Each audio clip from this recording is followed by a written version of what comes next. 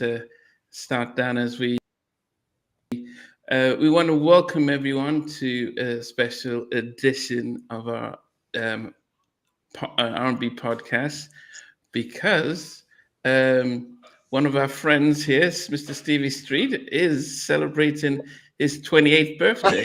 I wish.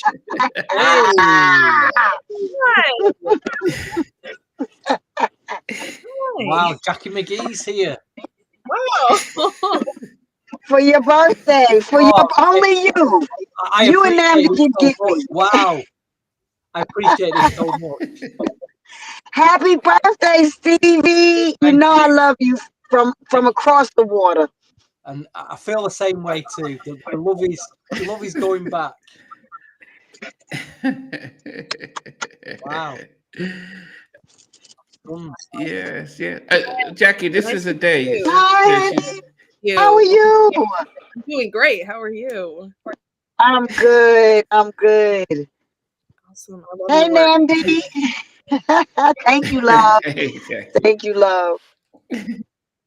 Yes. I mean, Stevie, as I said, it's he wanted to celebrate. It's good that he's decided to celebrate it with us this evening. So we wanted to send him some love and for all he does for music and his passion and everything. Yes. Oh, mate, you're gonna make me shed a tear here. Don't.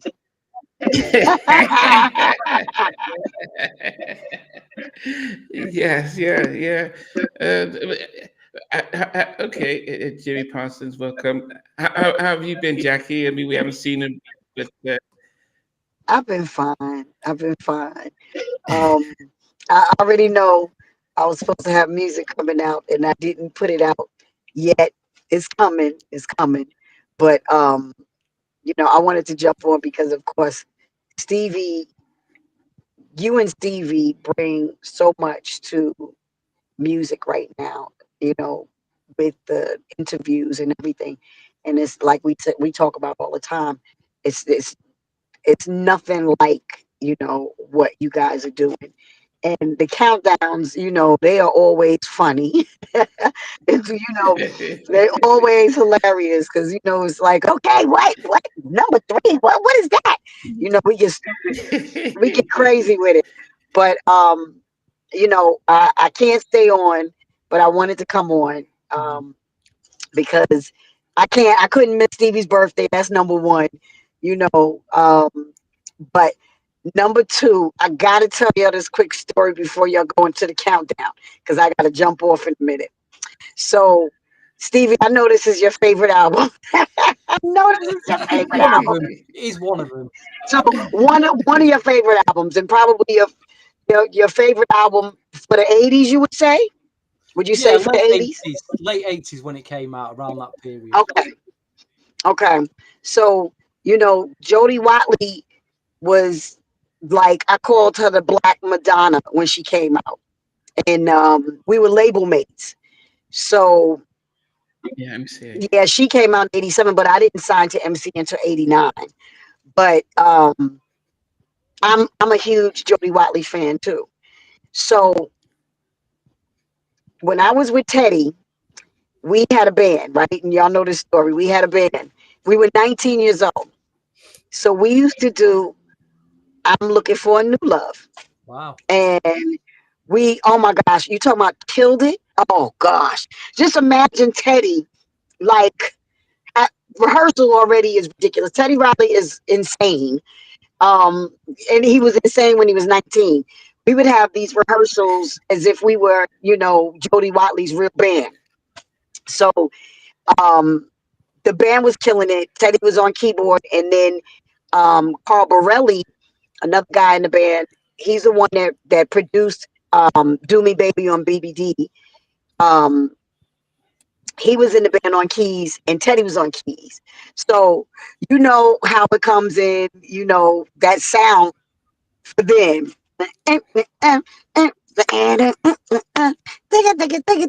So I come out, hey, we doing a show in Queens. And I'm like, how's everybody doing? And I slipped because the floor was like extra shiny and slippery. I slipped and bust my butt from the beginning of the song. When I tell you, Teddy Riley did not, he laughed so hard and so long, we had to start the song over. He was laughing. Nobody helped me up. But the crazy thing was they were still playing it though, rocking it, killing it. The whole band killing the song. And I'm like, really, y'all? Y'all really gonna just leave me down here? So I just started singing like from where I was. And I remember I think we did start it over because they were laughing so hard they couldn't get it together. But when I tell you that is one of my favorite songs, not just because of the experience, but it was that time Andre Simone was hot and he was killing it. You know, that sound was killing it. And I kind of feel like Janet had that sound too. You know, that Jam and Lewis kind of picked up that sound too to rock with that. But that's it. That was my Teddy Riley story with us doing that song. Yeah. Did you ever meet Jody being on MCA? Yes, I did meet Jody. Sweetheart, beautiful person. Um, a heart of gold. Like you never got any. You know, she trying to be extra and all that. You know, we talked about it before. I told y'all the extra ones. Patty LaBelle, because you know we were all label mates. It was Patty LaBelle, Jody Watley, Stephanie Mills, Gladys Knight. Gladys was the worst. She was the worst one. Patty was a doll, because I call her Aunt Patty to this day. Patty LaBelle was a doll. Jody, sweetheart. Stephanie was a little weird back then. She was cool. Yeah, she was cool, but side eyeing you at the same time. Like, who are you? You know, and like like y'all know, I'm from the Bronx and I lived in Harlem a lot of my days. So I wasn't that one there to be like, oh, you gotta treat, Gladys a certain way, or you gotta treat this one a certain way. I'm like, don't get punched in your face. So I had to I had to be, I had to be that. Okay, Jack, you gotta remember you're an artist. But yeah, Jody, she was a sweetheart, sweetheart, and she worked her behind off. She was always a very hard worker. I loved her from when she was a Soul Train dancer. You know, Jody was it, period. Shalamar, they were Soul Train dancers first, and then there's Shalamar, and then it's, Jody doing her solo thing, which I thought was fire. And I was always a fan. So that's my Jody Watley story. Oh, one thing I want to say, Jackie, because you might, I don't know if you remember this, when Madonna came out with Vogue, do you remember the about 1990 video? And obviously it was reflecting like a dance craze in the gay community, wasn't it? So she brought out Vogue, and that dance style kind of blew up, but it was already kind of big in the gay and like black clubs at the time, the late 80s. Now I was watching a video, I think it's Still a Thrill, from about 87 from Jody Watley. If you watch that, she's voguing in that video. She sure is. And she's not getting, she's the dancer on Soul Train. Now, where did she get that from? Has someone trained her? She was doing it 3 years before Madonna, really. Well, with the Vogue dance, that came from the gay community. So when you think about it, even though Madonna came out in 84 or whatever, when did Madonna come out? Like 84, 83? Earlier than that, 82, I'd say. Oh, okay, she came out in 82. So Madonna was already out doing her thing, but Jody, she was a Soul Train dancer. So, when you go back to how dancers always really, get their new stuff, they go in the street. They go around the gay boys. The gay boys always know how to do them extra dances. So let me tell you, go around them little gay boys. I didn't even know how to Vogue when it came out. I was like, let me go find my little gay friend so I can learn how to Vogue. And I did. I was like, I got to learn how to Vogue. So I would go to the gay clubs in New York. I went to the Fun House, and it was the Garage. The garage was a little too wild for me.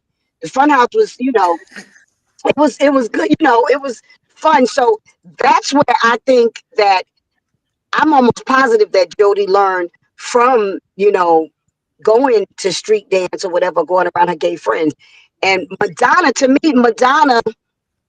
they gave that to Madonna. You know what I mean? Like, okay, we're gonna have some choreographers come in and y'all gonna do Vogue, because she had all the little gay boy dances.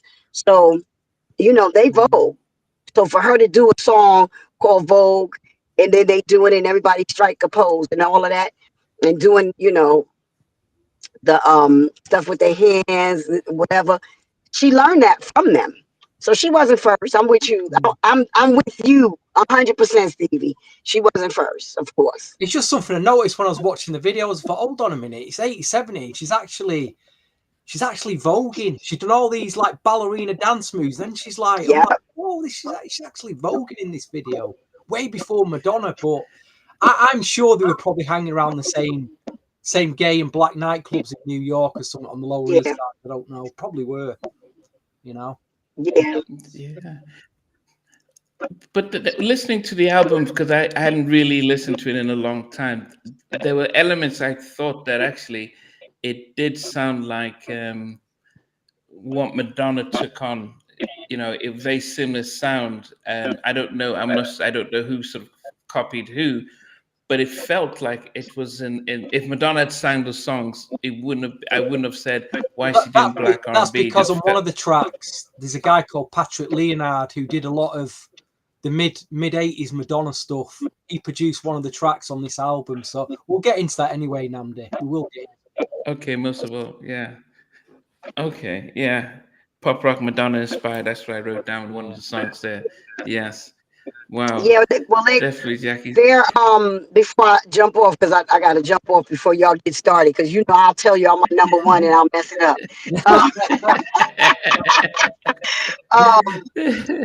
Like Stevie was saying, and like y'all was saying, the sound that was out at that time. I think how everybody sounds the same today with all the little R&B songs. You don't know if it's Money Long or somebody. I don't know who's who, and they all sound alike. I don't.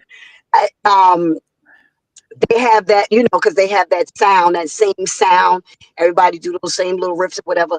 I feel like what Madonna and Jody and all of them were doing was an era for that sound. You know what I mean?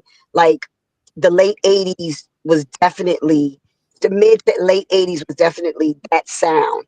And, even the little dresses, the dresses and the Doc Marten boots, the skirts and the Doc Marten boots and all of that. It was a trend.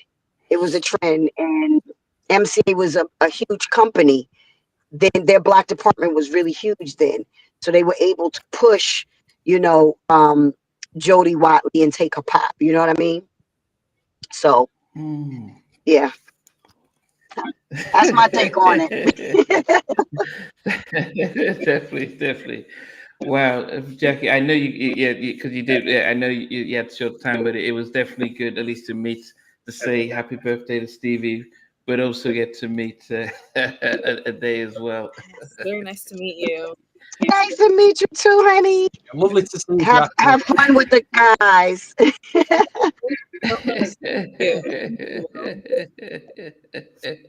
So, Stevie, yes, enjoy your birthday. Thank you. I love you to the moon and back. And go listen to all your favorite joints, every single one of them. I will. Every one of them. Even me Jackie McGee album. That's right. All right, y'all. I love you guys. Thank you, Namdi, for hitting me up. Let me know. Nice to meet you, Lovey. She's so cute, so pretty. Stevie, enjoy your birthday. Stay safe and be blessed. All right. When you get that music to us when it's ready, but don't rush it, Jackie. Don't rush the art, as they say. Don't rush the art. I'm not gonna rush it. I listen to you. All right, y'all. Take care. All right, Jack. Okay. Bye. Wow. Oh goodness, that's always great having Jackie around. while you've been here, lots of people have been wishing you happy birthday, I really Stevie. appreciate it. I I'm can not see sure it if you. all. Playtime, Yeah, Chimbeats, Mhm. yeah. Malik, Dallas, Austin, Emma, Emma's Sabernia, here. yeah, Malik, yeah. Who else? Alex is here. Dallas is here. Is it Suburbania? Jimmy Parsons here. So we've got a few people tonight. Yes, yeah. Wishing you happy birthday. Playtime as well. Yes. Mhm. Yes. Anyway, yes. Okay. Dave, had you met Jackie before? No, it's my first. He's mingling with the stars tonight. No, he's oh my god. Make it last forever. Just noticed the day's changed now playing LP to Jody Watley. And I've just noticed in the background there. I'm really jealous Okay. because I've not got that one. I've not got that picture cool. One day. Yeah. Are you shocked when she came on the screen?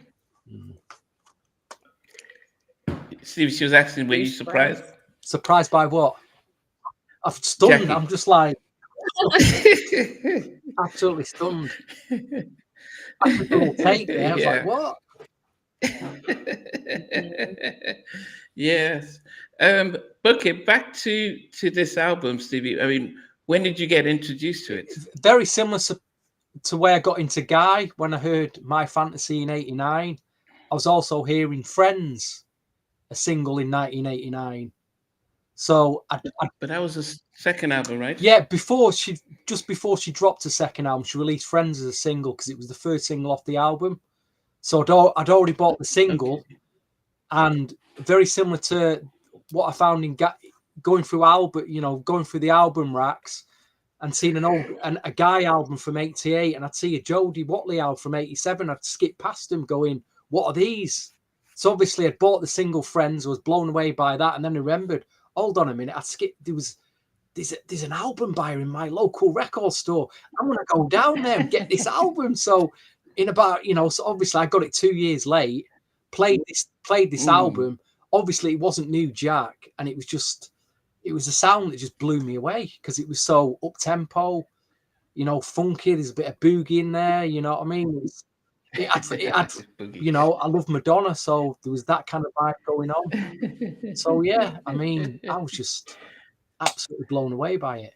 And that was my love affair started with Jody Watley. I mean, after that, in about 92, my best DJ friend, who was considerably older than me at the time, would take me around record shops. And I remember because I didn't even know who Shalamar were. He said, Steve, you need to get this. He just put the Shalamar vinyl album in my hand, the Friends album, and said, just take this home with you. Because this is one of the best albums that you'll hear that come out of the 80s. This is 82. You all need a copy of this. I mean, I'm sure a lot of you who are watching have got this album.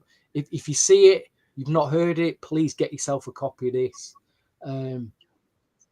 What are the songs on there? A Night to Remember on it, the classic. There it is on here. Okay. Friends is on here. On Top of the World. Oh, it's just a great album. Great upbeat. It'll put you in a great mood for going out. It's just a classic 80s soul album. This. Yeah, it was definitely. I mean, the Shalamar was played at everyone's birthday party. I still remember Shalamar, even the Off the Wall stuff that was played, or Thriller. I mean, it was just some Earth, Wind and Fire. Such an amazing vibe. I think there was that sense of what she's left the group kind of thing when she did leave. And took her time and reinvented herself. So one of the good things is that when she left, she didn't stay in that lane and sing the same type of song. She kind of completely reinvented herself with the style, the image, the looks, because she doesn't look like the girl from Shalamar. She actually, I daren't say, but she looks slightly strangely older in this than what she does several years later. Here she looks so young. But a day when you're going out record shopping, you'll probably see this in the vinyl bins for about $5. Just grab yourself a copy if you see it. You'll really enjoy that album. I get it. You really. Did you ever get introduced to Shalamar, Dave? Yeah, absolutely. With A Night to Remember. I think that's, one of their biggest hits. That's how I met Jody Watley here. And then I think after Shalamar, that's when I found out that she was on Soul Train, which was like, what? And then I think, did they get discovered by did they get discovered on the show to be in the group? How did that whole process go? Yeah, so it was Dick Griffey and what's his name of Shalom of Soul Train. I can't remember his name now. The guy who What the host, you mean? Yes. Don Cornelius. Don Cornelius, yes. Good friends, both of them. And Don wanted to do the Soul Train. He wanted to spend the time with that, while Dick was saying, we need to do a label. And it was like, no. So it was supposed to be, Solar was supposed to be Soul Train radio. It was supposed to be the record label for it, Sounds of LA Records. But they just went their separate ways when it came to it. But all the Solar artists, the Whispers and Shalamar, and would all be on Soul Train. They would break them all on Soul Train, and and the Good Girls were dancers on Soul Train before they also got a record deal as well. So yes. Chin Beach mentioned Jeffrey Daniels from Shalamar invented the moonwalk, and Mike was always looking for something new. You might invent something, but Michael always perfected it, and it's always going to be the case. Yes. So, I mean, Ade, what did you think of the Jody album? It sounds like what the 80s in my mind looks like, if that. Like the big hair, the clothes, the big earrings, the red lipstick. I love it. And I also, can I say it? I love a little, let me say, a little feature from a special person. That happens to be on this album. It's just so 80s to me. It's so 80s, and I love it. But I also love her 90s era, like with Affairs of the Heart. Like that professional, that classy, sensual look. Yeah. The short hair. Yeah, and I think I got to know her.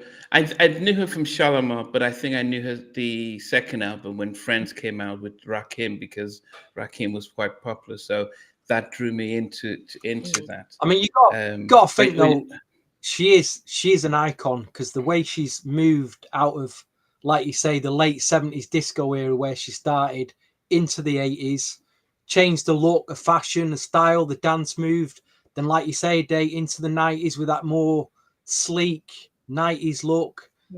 Still going by the late 90s, still putting albums out, and she's remained. I mean, she's posting more now. She seems to be more relevant now than what she was back then. I mean, it's incredible, really. But you got to put her up there with Madonna and the Beyoncés and the Janets of this world. She's right up there. I know she did quite a lot of albums for MCA, but I just wish they pushed her more. They could have pushed her a lot harder for me. Yeah, I think that was definitely one of the challenges with MCA. They just had too many. They had a market on black artists, and they just couldn't push all Jody of them. Was the star, mate. She just, I mean, look at that picture behind you. That's like every college guy's crush you're seeing there, Namdi. Dare I say it, that's a lot of white guys got into black women through Jody. I'm telling you, through Jody Watley. That's where it started. Yeah. She was known for her big earrings and her fashion and her style as well. Yeah, I mean, it was, as I said, definitely. It can be 3 or 4 games in a row, but definitely it's definitely a good album, and it will be good to be able to talk through it and see what we thought about it. Now we're going to start with you, Stevie, because this is not just being the birthday boy, as everyone is saying. Kyle, good evening. Derek from Minneapolis and Jim Beats, we've mentioned that, but this album better than all of us here. So, and I did, for the record, I didn't put the New Love extended mix No. because it was pretty much the same song. So how many songs did y'all But put? yes, How many songs did y'all put? No. Okay, good. 9. Okay, just make sure. Awesome. Yes. So Stevie, what comes in at number 9 for you? Well, let's just say you've got 3 kind of powerhouse production units going on here. You've got Andre Simone from Prince and the Revolution. He brought his funk Prince sound to this album.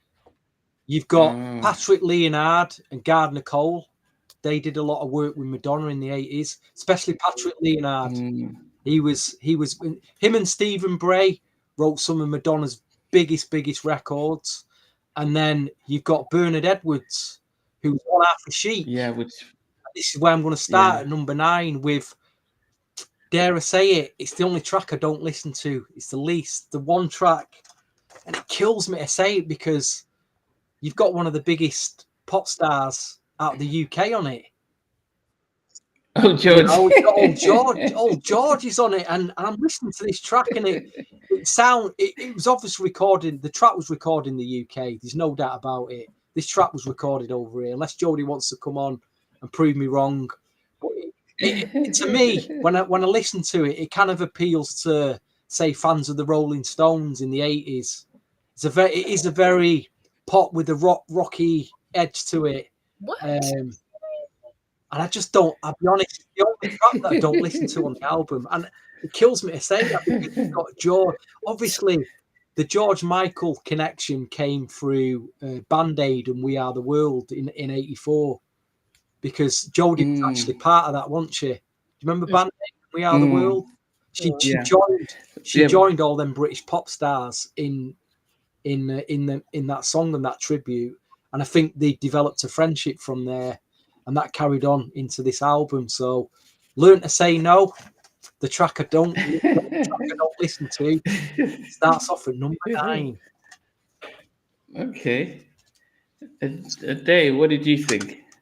Oh, Stevie, I'm shocked. Well, my number 9 is Love Injection. What? Well, to me, this album feels almost like a dance 80s club album. It is a dance club 80s album. But that song didn't make me want to dance. Because it's funk, it's a lot slower. And again, there's a bit of live drumming going on in that. Bernard Edwards produced that track. So the tracks that have the like Learn to Say No, Don't You Want Me, they've all got, proper live drumming in it. So they're a bit more slowed down than, say, a programmed drum machine. But I understand, but I love that record. I do expect this cat to be all over the place, because Namdi's probably only played this in the last 2 weeks. You're alluded to it, so I can't really. We can't roast you too much on here for that. I think for me, I had to agree with Stevie for number 9. I mean, George, George is amazing. The stuff he did with Wham, his solo stuff. He's such an amazing, soulful singer. I know people are angry that he won R&B male performer in the Grammys. So keep in '87, but. When this track came on, I was like, "Wow, this is." It felt like it was the song sounded all over the place, and it didn't suit his chilled sort of vibe and stuff. So yes, it is probably the only one song that I liked the least from the album. But yes, so it wasn't about being George. I just thought George's duet with Aretha Franklin much better. His stuff with Whitney, so he can fit in. It's just that the production was just here, helter skelter and stuff. Yeah, this is the credits for Learn to Say No. It was recorded and mixed at Karaoke Recorders, Los Angeles, and Sound West Studios, London, England. Okay, it kind of makes sense where he might have done his vocals here. Interesting, yeah. Yeah, I mean, I heard Nada Wada talk about when they recorded the song with Aretha, and how nervous he was, and he wanted to keep redoing his vocals over and over again. But Nada said the first take was so amazing, but he just felt so intimidated with Aretha that he kept wanting to do more. And then, and how he had to trick him into just keeping the first one, knowing that no matter what you do, you're not going to outsing Aretha. So just keep what you had and stuff. But yes, definitely. Okay, Stevie, let's get to number 8. And just as so my team, Liverpool, were winning 2-0 against Atletico Madrid, and they then lost 2 goals. It was 2-2. In the last minute of extra time, our captain Van Dijk scored the winner.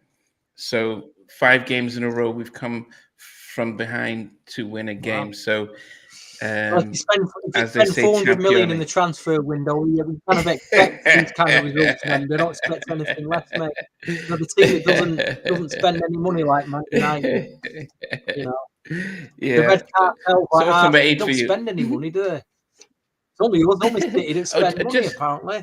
Anyway, let's move on now, Michelle, from football and get to my number 8. I must admit, my number 8 and 7, again, I didn't play much, but one of the tracks, when we get to it, just blown me away, and I'm kicking myself as to why I've not played, because my top 6 is just my all-time top 6. But anyway, number 8 is For the Girls. Good. This is For the Girls. I'm not a girl. What? I'm not a girl, am I? It's not for the girl. Oh my God. It's For the Girls, Namdi. Okay. It's at number 8. Is it because it's about girls, or you just didn't enjoy it? This is what I'm saying. There was another 2 tracks from this album I didn't play much, and I'm kind of kicking myself because they sound amazing. And from 8 to 1, I love all these tracks, but it's at number 8 because I least played it. So there you go. Number 8. Yeah. Wow. For the Girls. This is produced by Andre Simone. It has. Yeah, I do. It's a great track. It's a fantastic track. But I just didn't play it much growing up. Kind of kicking myself for that now. Oh my goodness. Dave, what did you put? What did you put on at number 8? I have Still a Thrill. What? Yeah. I just wasn't feeling the chorus. That's what I have as my note. I just wasn't feeling the chorus. Still a thrill. She changed the voice in that track as well, doesn't she? It's a bit deeper. Still, I like it though. It's just not on my. Okay. Yes. Yes. Yeah. So it actually made my number 8 because I did feel I couldn't understand what she was saying, and I wrote down sounded like a Madonna song but funky.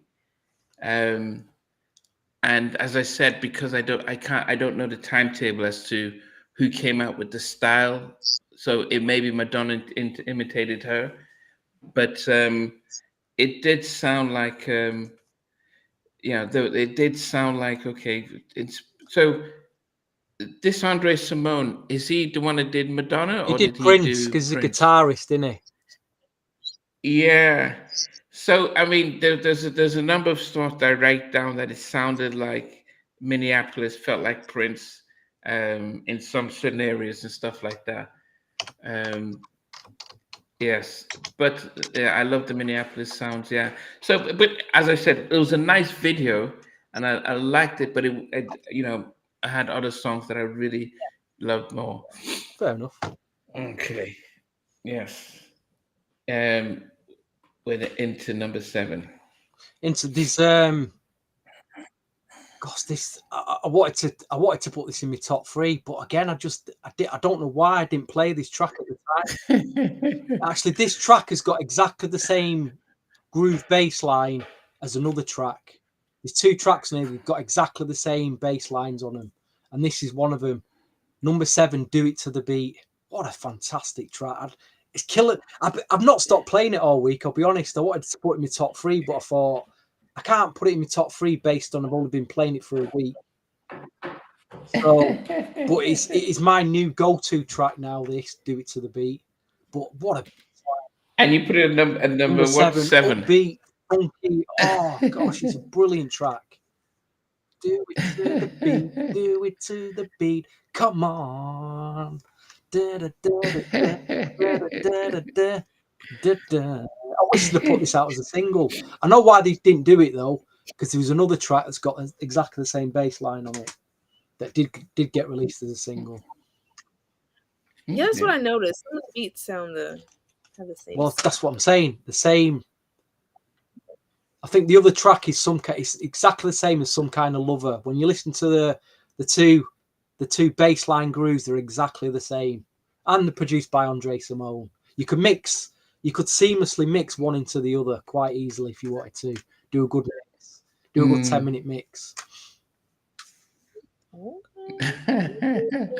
What about you, Dave? What did you put in? Number 7, I have For the Girls. Although it's for us, my kind. It's just I have other favorites that I love more than For the Girls. Then what? This? You said which one? Oh, I said For the Girls. This is my number 7. What was the one that you had for number 9? For 9, I had Still a Thrill. And 8 was Love Injection. Love Injection. Okay. Oh, was it Stevie that had For the Girls at number 9? No, I'd feel For the Girls at number 8. Learn to Say No. Learn to Say No was at number 9. Okay. Number 7 for me was that Do It to the Beat. Do it to the beat, as you said. I didn't put much on that. I just so the first 3 we put exactly the same tracks, Namdi. It seems strange, but as I said, no, not the first 3, because your number 9 is a little bit 8 is a little bit higher for me. What did you put number 9? Learn to Say No. No, my number 9 was Learn to Say No. Yes, 8? But number 8 was Still Thrilled. You're kidding me. But you had For what's the your number 8? Yeah, For the Girls, yeah. I had it a lot higher than yours. Right. So fair enough. Yes. Well, okay, number 6. Number 6, it's the only track produced. Let me just double check I don't want to get this wrong. I think it's the only Patrick Leonard track on the album. And it was one of the singles. And it's got my good friend Gardner Cole, who sings backing vocals on the track. Bruce Gattaish on guitar. It's Most of All. Why is it only at number 6? I know. 6. I know. It's a great record, isn't it? Oh, so melodic, and I love the way it starts as well. Oh, it's difficult for me to say. You got, my 6 to 1 at any of them. They're all killers for me. They're all my favorites. Oh goodness! I think the thing is that when you're reviewing an album that has 9 songs or 10 songs, it's like, yeah, we like the album and we like the songs, but there are favorites and preferences as opposed to slamming any song. But it's very interesting to see. I'm sure everyone will be surprised with what my top 3 are. But anyway, you're next. Number 6, I have Do It to the Beat. I feel like Just do it to the beat. Come on. Right. Yeah. I mean, it's the thing though, Namdi. It's all right saying because to me, it's all right saying this is my favorite track or these are my favorite tracks, but then you've got the tracks that you play the most. And I think sometimes you got to be in the mood sometimes for your favorite tracks. like I say, if it's some ballad that tears you up, you ain't going to play it all the time. You might play another track that's more upbeat or more generic that you may play a lot when you just round the house or you're going somewhere in your car. That's what I'm saying. It's like I do base my tracks on what I play the most. I'll be honest. What do I play the most as opposed to like what are my favourites, but it's a hard balance to get. It is a hard balance. Yeah, definitely. Well, number 6, I had I put down felt like a Prince record. Love Injection. Maybe it's the guitar also, but I felt it got inspired by what Prince was doing. But I would say this, that I listened to this album and I thought, apart from 1 or 2 songs, if I had never seen any imagery of Jody, I wouldn't say that I wouldn't know who was singing it. And I think if I was old enough during the 80s when these songs with this album music was released like this was very, I mean, I think that Dave, it's interesting that during the 80s like this, there was very little segregation of music. So you didn't have your R&B stations playing pure R&B. I mean, you have R&B stations playing, like Earth, Wind and Fire and that kind of funk soul. But then you'd have artists like Stevie with some Part-Time Lover. You'd have a Jody, what she's doing here. I'm just, even the Janet stuff. It wouldn't be surprised to see even white artists, like even Madonna stuff, all sounding the same, and you have more of those type of stations. It's really, we got to the late 80s into the early 90s where it was very much hip hop and R&B, and the sounds came, and it was very much of a color barrier. Okay, white, you had the show like that a day needs to watch really to see how diverse the 80s was is Top of the Pops. If you watch Top of the Pops, where they just have one different artist on who's in the charts in the 80s, you'd be blown away. There was still artists in the 80s that were making records that sound like they should have come out in the 50s, like Shakin' Stevens, Cliff Richard, and you're like... But think about Culture Club. Think about Culture Club, Think about Georgian Culture Club.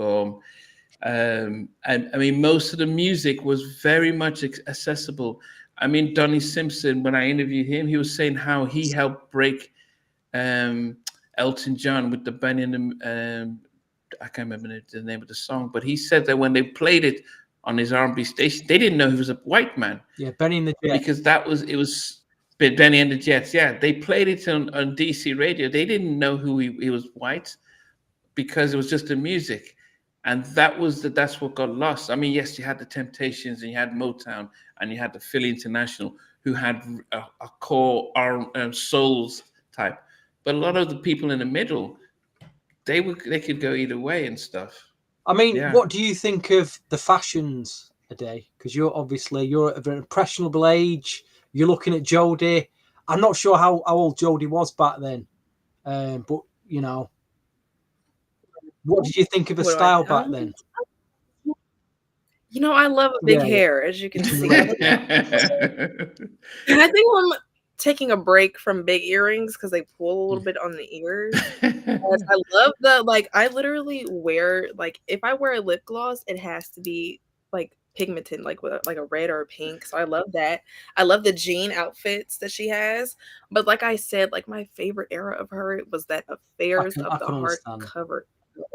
It's very classy, isn't it? It's a very classy look. Yes, very classy, very sexy. She looks amazing in that with the short haircut right here. We'll have to persuade Namdi to do that album at one point. Yeah. Benson is saying happy birthday. He says, "Oh my goodness!" He says, "I had final surgery to remove a kidney stone." Wow. I hope you're all right. Anyway, hope you're well. Just hope you're all right, man. Okay. Yes, definitely. Yes. Oh, Stevie. So what number? We're number 5, right? Number 5. Yes, Stevie. Number 5. There already. Yes. This might surprise a lot of you, but it was the lead-off single from the album. Probably one of the biggest tracks from the album. Looking for a New Love is at number 5. I'm looking for a new. The only thing I can say about it's got a great key change. The chorus is great. It's them big, heavy, clumpy drums that just date the track so much now. Boom, boom, in there. And that guy at the beginning of the track is like a shout. I'm like, oh no, if only they just took that bit out. But I remember thinking that when I actually bought the album about 1989, I thought that sounds a bit dated. That even it was, you know, because we was listening to New Jack then, and then you hear this and think, oh, them drums are a bit clumpy. But it's the song's brilliant. The key changes in it are brilliant. Just the drums, man. But number 5 had to be in my top 5. Could not be in my top 5, so it's at number 5. Yes. Just so as do you keep everything you bought in the 80s you still have? So everything you bought in the 80s, like everything that I bought in the 80s. What, you mean clothes that I had in the 80s? No, music. All right. No, of course. Yeah. Still has his little shoes. I've still got clothes from the 90s. It's crazy, isn't it? They're probably worth a bit of money in the thrift store at that time. Hang on, clothes from the 80s. Oh goodness! No, Stevie has his music and stuff. Just before I move on, I think Benson says, "Did you Doja Cat's? Did she? It's almost like she's doing what's that guy's name? Bruno Mars. With her new single, it feels like that. But anyway, well, so many, you know, a lot of them female artists now, they've got to get away from the sound that they've been doing before. This baddie girl trap sound, it's so played out. It's unbelievable. I'm more interested to see what Cardi B is going to do, because apparently Cardi B has got Janet on her album coming up. Yes. And you know, how do you listen to Cardi B? Because everything that comes out of her mouth is pretty. She's got a potty mouth, you know. She's so funny, Stevie. Like, she's so hilarious. Like, she's fair play to her. Well, you know, I did kind of enjoy her last album, but anyway, it's about Jody, isn't it? It is about Jody. What number are we up to anyway? Number 5. Okay. So for number 5. I have the same one, Looking for Love. Oh. Also Looking for New Love. At number 5. Right? Yeah, my number 5 is Looking for New Love. I switched it out with some. Yeah. Okay. I had number 5 most of all. Pop. As I said, I wrote Madonna. Yeah, you got spot on there, Namdi. You got them spot on. Yeah, I put it down there. But, you know, don't get me wrong. I went to boarding school in Nigeria in the mid 80s. You never went. Like a virgin. You really went to boarding school, Namdi? Yeah. Most. This every podcast. What, you really went to boarding school? I didn't know that. You know, listening to some David Foster in the dormitory. But what I was trying to say is that Madonna was big. You know, that's Like a Virgin and Last Night Bonita. That, you know, it wasn't that's pop or that's white music. It was just fun music. So when I say Madonna type of inspired or stuff like that, it doesn't mean that it's anything bad, other than it just brings back memories. And Madonna was massive in Nigeria during that time as she was around the world. And the music, I mean, everybody. I remember the what's the one that Like a Prayer. We had a songbook and that everyone would just learn because to write the lyrics. So somebody would listen to it and write the lyrics, and we could then copy it. And so when we're hearing the song, we can sing along. And so most of these songs I still remember that. So number 5 for me was Most of All. Nice. You had it one higher than me. Okay. All right, number 4 for Number you, 4 Stevie. for me had a very Prince-esque funky guitar all the way through it. I thought that the video looked $1 million with the chandeliers and that big. I don't know. It looked like it was somewhere in Italy where they filmed it. I'm not sure, with the dancer and the chandelier and the big staircase, but still a thrill. The very Prince funky-esque Andre Simone vibe. Still, I do like a vocal in that. She changed the vocal up a bit. It's very funky. So number 4, it's still a thrill. Yeah, I said sound like Madonna, but funky. Yes, still. Dun, dun. And I'm thinking this is not an R&B album. I'm listening to. I'm thinking this is not R&B. What's It's like going pop on? This dance. is not what I expected. But remember on the Karen White podcast, Namdi, where I'm talking about in the late 80s, just before New Jack took off, there was this sound here. Karen White was doing Pebbles. Jody was doing. It's so underrated. It's like this pop dance, R&B up-tempo sound that nobody plays it. And I'm like, listen to it. It's incredible. Again, he's tapping into this sound, to be quite honest. I know my friend Anil, one of his favourite tracks is Pebbles, Mercedes Boy. He just loves that. He likes, Right, he does like this sound as well. Oh goodness. Okay. What? We're number 4, Stevie. What did you have for number 4? So, Day, what's your number 4? Still thrill. Okay. I have Some Kind of Love, and then my note is song sounds like what the 80s Some looks Kind of like Lover. to me. Some Kind of Lover. Yes, that's very. It's some kind of lover. What's in your top 5 then? That's good. Yeah. Number 4 for me is Looking for a New Love. Sounded like, it reminded me of what have you done for me lately? So from the Control album, I felt it. You got it too? Yes. When she was like something, little things is all you seem to get. Like when Janet says that reminded me of this. Yes. Yeah. That's what I put down there. So it reminded me of that. But you said Andre Simone was from the Prince stuff. Yes. Stevie? Yeah. Yeah. So you could see the influence from Minneapolis and stuff like that. He says, Benson says that his Larger Than Life is his favorite Jody album. Is that the one, Friends? Yeah. That's the one after. I need to listen to that a bit more. I do need to go back to that album. Okay. Well, we'll find time to do it for you, don't worry. Okay. What era of music is Jalen talking about? The 1987, 1986. What do you even exactly? It's true. What do you call it? I don't know. It's like an overhang from Thriller.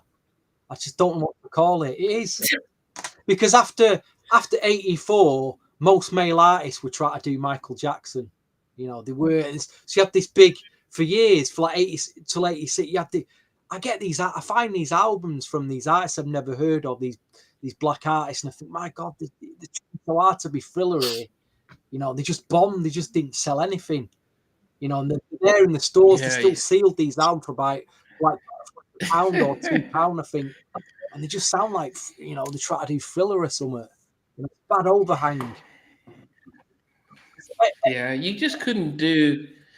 I mean, yeah, because Michael had the soul as well as, he was doing something unique and different.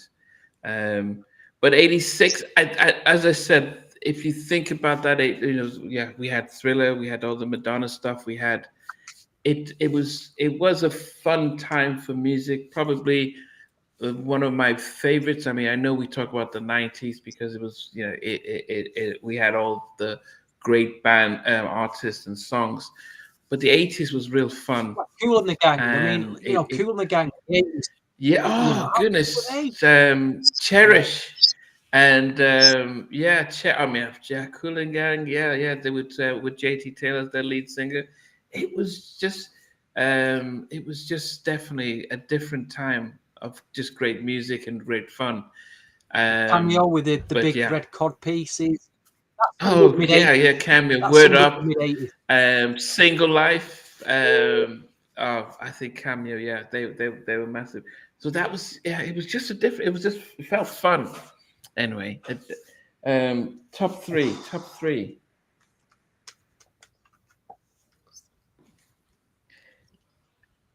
three, Stevie. I think this is the funkiest track on the album, and I love a vocal on this and what she's singing about. But Love Injection makes my number 3. I got a love injection. Love injection. And then drums at the beginning. Proper. The drumming's great on it. It's a great track. Wasn't a single, but I really enjoy this track. As an album track. Very funky album track. Okay, I need to confirm. Yeah. Okay. What did I write down there? Dave, what is your number 3? Go ahead. The day. Yeah. Lionel Richie was huge as well. I feel like I should have put this at number 1. I don't know. Okay. My number 3 is Most of All. However, it should definitely be higher on my list. I love that song. I feel like it's a little teeny tiny bit different than each of the songs. Like you said, Stevie, I love how the song starts. I just love Most of All. I love the message of the music. I should have put it higher, but that's my number 3. 3's a good. I had it number 6. You've got number 3. That's even better. I think I know what should be number 1 on this album. There's only one track that should be number 1 on this album. Well, we'll find out. We'll find out. For me, number 3 for me, if I say that if you had Carlton from the Fresh Prince dancing to this song, there's one song on this album that I could just see him doing his Carlton dance. Which of the tracks do you think I'm thinking of as my number 3? And I've written down Happy Song. It's one of the ones that lifts me up. Some Kind of Love? No. You've already picked Do It to the Beat, haven't you? Is it Some Kind of Lover? No. Don't You Want Me? I just love great song. record. Don't You Want Me? Dun, dun. And then the way she's singing it too, I'm like, wow. And so this was, I loved it. This was really upbeat and really, I just felt happy listening to the song. And I did they do a video for this? Yes, the video is amazing. You've got to watch the video. Okay. I need to watch the video because I really felt it in that, and I loved how she sang through that. Completely opposite from how she sang on Still Thrills. I'm just thinking, is there anybody in the comments tonight that understands filmmaking? I know that's a lot to ask, because look at the fonts that were made in 80s music videos compared to today. You look at the way they make videos and the look of them. It's like just like they've been shot off your iPhone or something. Whereas you look at an 80s thing. It's just got a feeling to it. I can feel the font of what they read, but it sums it up in that Jody Watley video. Don't You Want Me? You just see the font of the way it's recorded. Yeah, I need to look. It looks amazing, and it's only at number 3, Namdi, in your chart. Well, I think my other 2 songs I love better. Okay, what's your number 2 then? It's the song that it's got exactly the same bass line as Do It to the Beat, and it's Some Kind of Lover.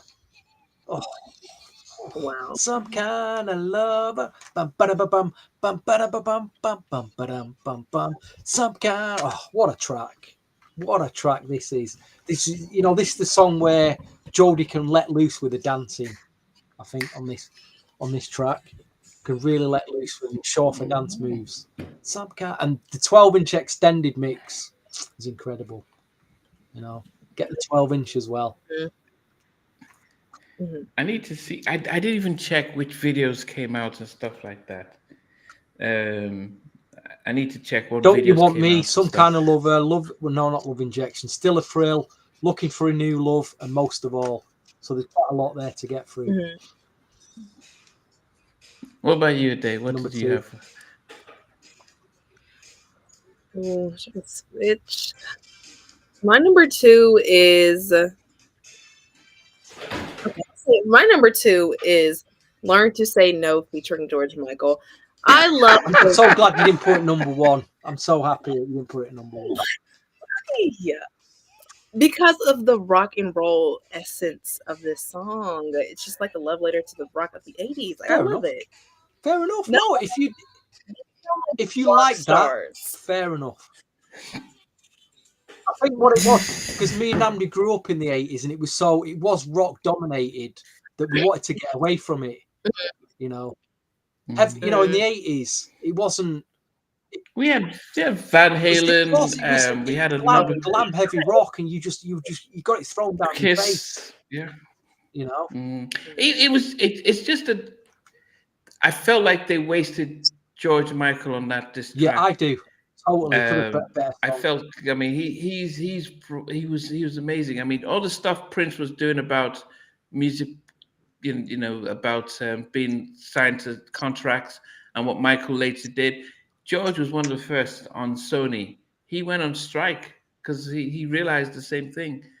But they destroyed his career after that. But soulfully, he was just on another level.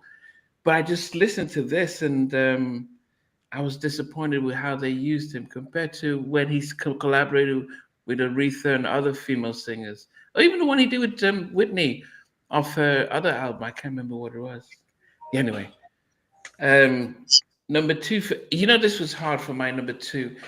I battled with this where it was going to be number 1, and I had to do a quick listen to think, should I shift them around? But I think I kept it where it is. What I wrote down here, that it reminded some elements of it. The intro reminded me of Saturday Love. So it's about the drums. You know, is it Cheryl? Right. Shirelle and Shirelle and Alexander O'Neill. So it felt like a little Jimmy and Terry influence. I was gonna say no, this should be number 1, but there was something about what I have for number 1 that just pushed it over the edge. But Some Kind of Lover, that's my number 2. But it would be a 1.5 if I could have pushed it, because it was so close to be number 1. But I just loved it. I loved the energy. I loved the vibe, and. But my number 1 just edged it slightly. So Some Kind of Lover is at number 2 for me. Yes. So as I said, I do. Yes. It's George and Whitney did the duet on the Dark Child song. I can't remember what that was now. Okay. $1 million big ones. I'm operating on 4 hours of sleep, because I interviewed songwriter, producer, Gordon Chambers. Oh, wow. I didn't finish until 2 in the morning. He wrote If You Love Me.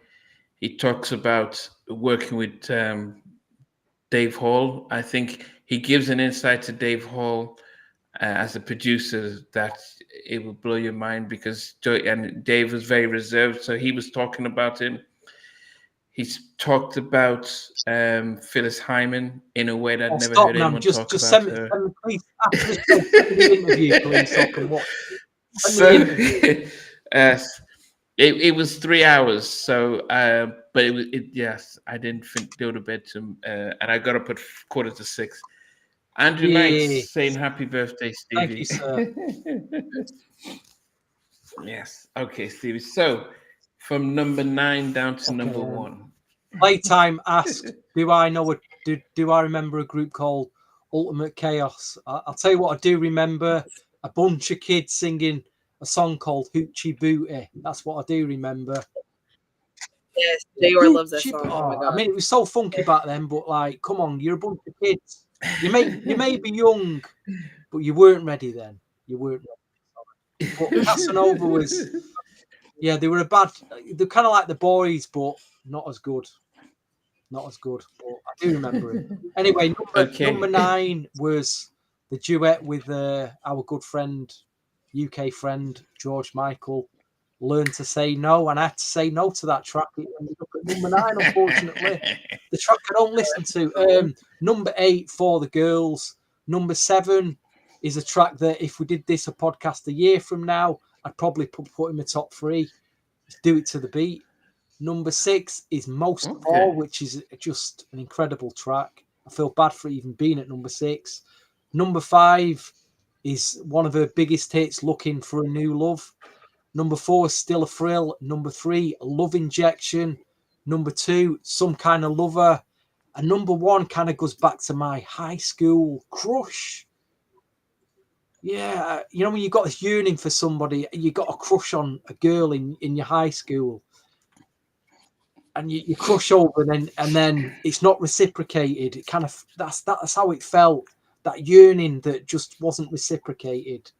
But my number 1 is the standout track on the album. It's the best video. Jody just looks stunning in it, and that's Don't You Want Me, the album mix and the remix by Louis Silas Jr. I love that record so much. I play it over and over and over again. I still play it to this day. It's one of my favorite oldies to Okay. It was my number. Yeah. Okay. I had it in my number 3, so I did like it, but it couldn't be 2 and 1 for me. So yeah. Killer track. Yeah. Once you're in my top 3, you're pretty much almost nailed on that. It's yeah. Dave, let's go down from 9 down to 1. Number 9, I have Still a Thrill. Number 8 is Love Injection. Number 7, For the Girls. Number 6, Do It to the Beat. Number 5, Some Kind of Lover. Number 4, Most of All. Number 3, no, Most of All was number 3. And then number 2, Learn to Say No, featuring George Michael. And it's Stevie. It's very interesting.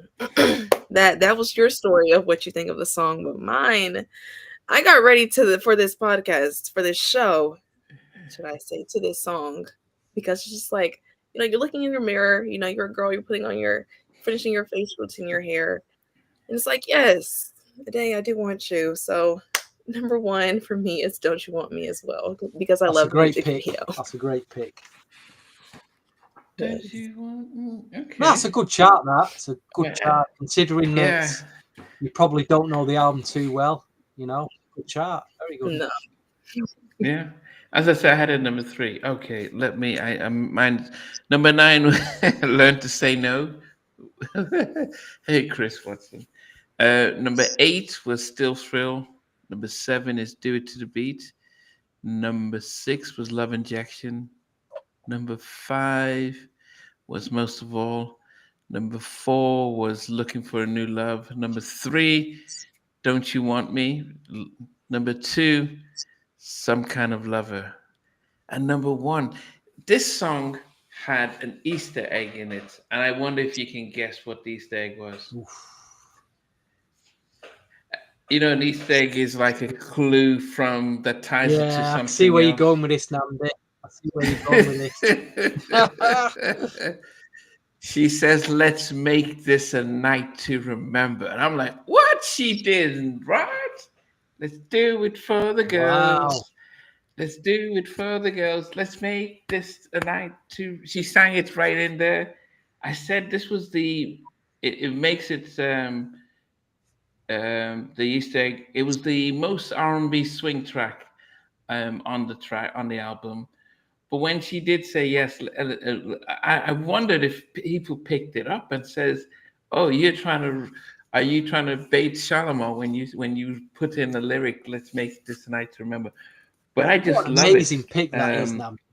Seriously, I didn't think you'd pick that one, but fair play to you, mate. That's an amazing pick. Yeah, I had Cyndi Lauper with Girls Just Want to Have Fun, Mm-hmm. and it was the whole vibe of that 80s with that type of stuff. But when she sang this, and I hadn't heard it before, but it was the one track that I kept coming back to, as well as Some Kind of Lover and Don't You Want Me. But it was just this and the Easter egg was like, okay, I could not leave that out. Um, I couldn't leave that out. Oh, okay. And What happened? Andrew Knight's number one was Most of All. Marco, thanks for your birthday wishes. Marco, what was your top three of this album, please? I'm interested to know. You're one of our main trolls on this podcast. You do a great job every week. So I'm interested to know. Suburbia had Still Through as a number one. Wow, that's pretty high for that track. Was that my stuff? Yeah, that was pretty high for that. Okay. What did you guys? I mean, as I said, for me, it's. I had to listen. Well, I've been listened to the album probably 10 or 12 times. Get it, just listen to it, then listen, then now, okay, let me start to vibe for it. And as I said, I was surprised there was no slow songs on the album. Yeah, same. Yeah, there was no slow, so that's why I didn't think it was an R&B album. It would not be classified as an R&B album. You'll get that in the next album, and I feel you'll get that fulfilled. But I feel I feel that unfortunately this is what kind of started restricting black artists, because they said nope, you need to be, because if you do an album like this where she wins best new artist, then you're more widely accepted. The label's promoting you to internationally.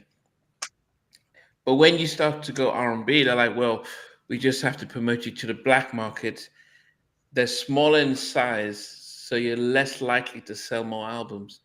So there's a part of me that appreciates the fact when she did more R&B stuff, but there's a part of me that realizes that actually you shrink your market, and you don't then become, you don't follow the trajectory of Madonna. And Janet had the Jackson name that did still give her that edge. She was still a great artist, but because she was a Jackson, she still was able to still have crossover to the pop market. I mean, what about this, Namdi? I wonder if she wouldn't have had that falling out in Shalamar, would she have gone solo? Because it would have been a travesty if she didn't. I think if she had, I think most of the artists, I mean, we saw that with New Edition and stuff. I think they were signed to really, even the Babyface with the deal. They were all signed to bad contracts. Going solo and leaving Shalamar and doing MCA gave her a big net. Even then, Jeffrey Osborne. No, it was who was this lead singer? I've lost his name now. The lead of Shalamar. Howard Hewitt. Well done. Yeah, he like, oh, we need to go. He had to give one more album with Solar. Then he was able to go break free and do his own solo stuff. It just meant that you can, and 80s was the best time to be a solo artist, because you can go gold, and that was success. By the time you got to the 90s, you had to go platinum. Videos, Hype Williams was doing $1 million videos, so they were spending more money on promoting, and you needed to sell 2 to 3 million to be relevant. Whilst in the 80s, you go gold or sell 300,000, that was great achievement. And videos are much cheaper, so they could put out. Look at Guy had 7 videos on the Future album.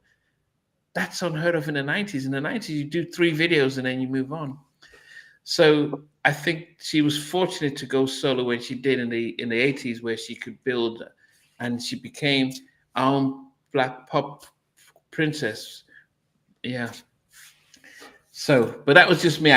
Yes, Marcus says she was the Black Madonna, but she could have been as big if she had just stayed in that lane with these producers. That's probably she wasn't because as this wild album, as Madonna. She's a bit more classier. She's more classier.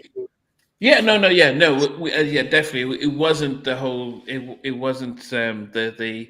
I think Madonna's.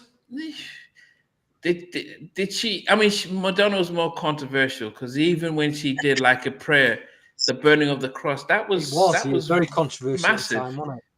Very controversial. Yeah, She just Virgin. kind of pushed it. You know, that, in the 90s, Madonna pushed it too far, I felt. yeah, she did when she did the erotica and stuff. But when she did, like a Virgin and like a prayer, that was like controversial. Even the Pope complaining. So she got that attention. But I think Jody was classy with her stuff. And I just wonder when we do review the Larger Than Life album, just to see sonically we may prefer that album, but did it sell as much? And let me quickly do a search while you answer that. But geez, we're getting very lively in the comments again tonight. I don't know if it's a Day Lane effect. I don't know what it is. You know what I mean? Oh, there is. Yeah, we've got that debate going on. Comments are a debate of their own going on there. You know what I mean? Come on, guys. No, there's Jody Watley Day. Birthday, it's a word. Is there? There's no There's okay. Let me see now. So, this is surprising because her debut album guys, went platinum. How blinded do you get by? I'm talking about an image and a woman's looks in the music industry as a singer. How blinded do you get by an amazing looking woman? As guys, we get blinded by this. Luckily, though, Jody was a good one. You know what I mean? Yeah, so I'm just looked and Larger Than Life. These female rappers, they're these baddie girls. Oh dear, they're not on the right side of good, are they? These baddie girls shaking the bums and everything, and and some of the things that come out the mouths. I mean, yeah. Lil Kim. We did, but what you've got now, it seems like every female rapper's in the mate is like that. Sexy Red. What's all that about? So Little Kim was. I mean, you had Little Kim, you had Trina, but it was very far and few because you had MC Lyte, Queen Latifah, Yo Yo. It was a lot more content than style. That's and Little Kim came towards the mid to late 90s. Yes. I was just looking at the sales. Jody's debut album sold over 1 million. Wow. And her follow-up album just sold 500,000. And so that's the lesson to learn, is that when she went more R&B, she sold less records because they weren't playing her on the big records. And I'm just seeing if there was any it didn't seem as if she got any awards for this one, as she did with the first one. So, she won Best New Artist. Can you imagine that on her debut album?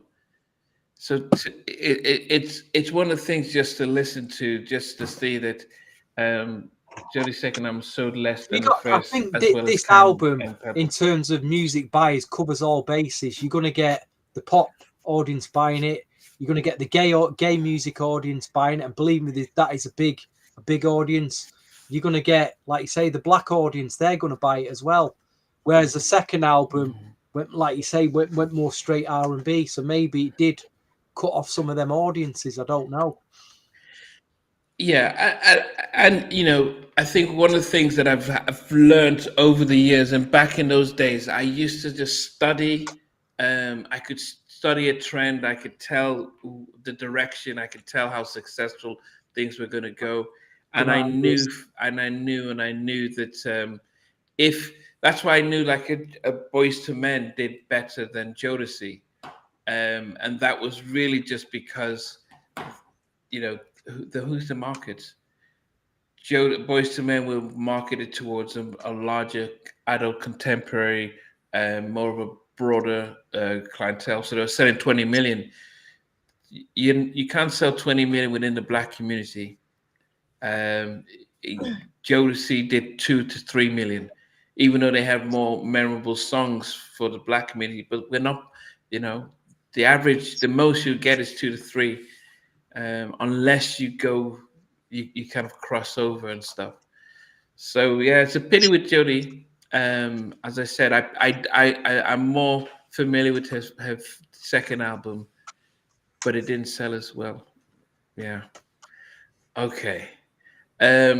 Saturday, is this Sunday? Sorry, Sunday, the 21st. It is Christopher Williams' Changes album. Is it this Sunday, yeah? This Sunday, the I'll get listening to that album. 21st. It's Christopher Williams' Changes album. I need to do some promo videos and stuff like that. Well, we won't wait you, Namdi, because you'll be dreaming. Won't you? Don't wake him, yeah. he's dreaming.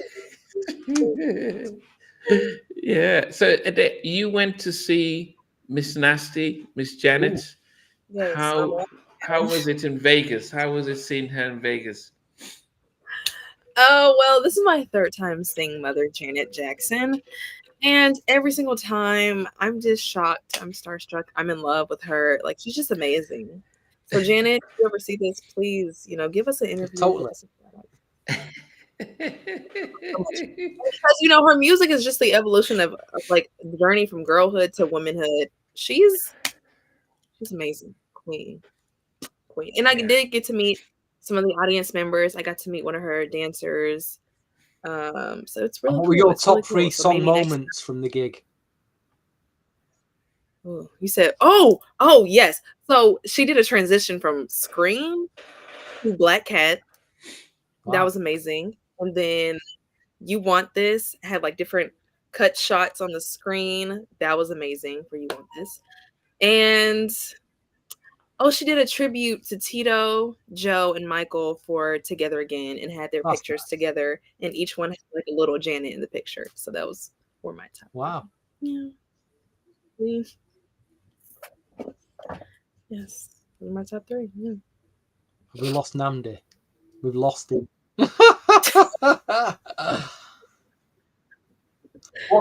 What's the next thing you're going to go to then? Next concert, we have Brandy and Monica at the end of February, but Kofi, who I'll be interviewing Friday, he's coming to Nashville, so I'll see him in Nashville, and then after him, I see Brandy and Monica. Brandy and Monica. Gosh, I have seen Brandy live. I've not seen. Yeah, I've seen. You have? Live. Which era? Which era of Brandy? It's about 7 years ago. She came to Manchester, okay. So it was good. It was very, very good. She's professional. Good. You'll enjoy that. Yes. Yes. Okay. My mic went mute, and I didn't know. Benson, we will do End Touch. Don't worry. But I've spoken to VJ and Stevie and Andrew, so we'll get there. But this Sunday is Christopher Williams' Changes album, which should be fun. Actually, and that seems really hard right now because it's lots of really good songs on there. And yes. Before we go, if anyone's in Manchester this Saturday, 3 p.m. in the Vinyl Resting Place record shop in Affleck's Palace, I'll be doing a half-an-hour New Jack Swing DJ set in a record store. So bye. Wow, are you going to get it recorded for your channel? Try to. I don't know if he'll get past the copyright stage. I'll have to see. Yeah, you can do it on YouTube, but I think you can't do it live. Even if we record it, once we upload it, it's going to go copyright. Yeah, but it's not a strike, so it will still but it'll still be fine to upload if you do a set, so that's fine. That definitely is fine. Okay. As I said, I've been operating on 4 hours of sleep. Time we go, Namdi. Time we land the plane. Yes, I've been operating 4 hours of sleep, but it was good. So once again, guys, let's wish Stevie a happy birthday. And we also want to thank Jackie McGee for coming and wishing Stevie a happy birthday as well. Yes. So we will see you guys on Sunday for Christopher Williams, and then we will decide what we'll do next. But we'll catch you guys. Thanks for joining us, and we'll catch you later. Good night. Good night. Hey guys, thanks for watching. Thanks for being a part of Halftime Chat. Please remember to subscribe, share, and comment. But most importantly, why don't you become a member of Halftime Chat? We've got amazing videos, amazing perks, and being able to support the channel. But anyway, thanks for watching. Take care. I never participated in that kind of. Somewhere in between us, or even loving us, on which I didn't miss you with. What was it like growing up? She's still making an impact on 4 houses down. I have a couple pieces. Trying to get this one and that one. Unfortunately, just for me, No. Okay, They don't understand